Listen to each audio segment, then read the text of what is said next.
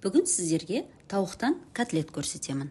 Барлығына әсіресе балаларға да ұнайды. Бұл менің ең жақсы көретін котлеталарым. Диетический әрі жылдам дайындалады. Ол үшін бізге тауық еті, жуа, сарымсақ, ұн қажет болады. Барлығын чашаға салып, программаны 15 секунд 5 скоростьта айналдырамыз. Дайын болған массаға су,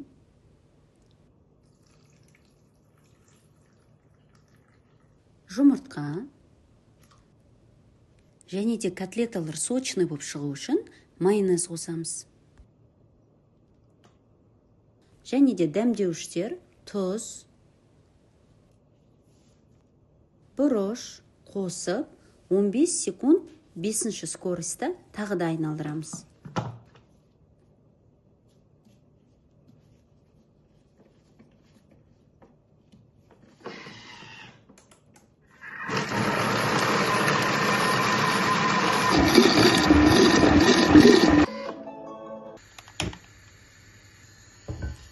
Дайын болған массаны қызып тұрған майға салып, екі жағынан қызартып қуырып аламыз.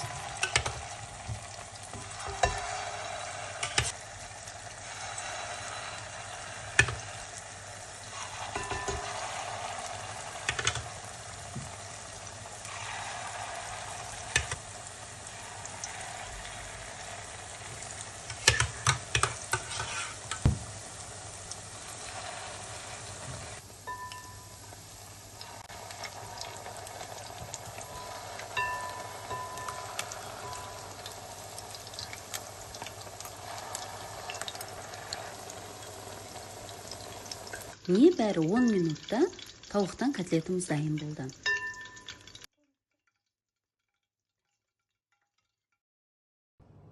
Міндетті түрде дайындап көріңіз. Ас болсын. Достар, егер видео ұнаса, лайк басып тіркелуді ұмытпаңыз.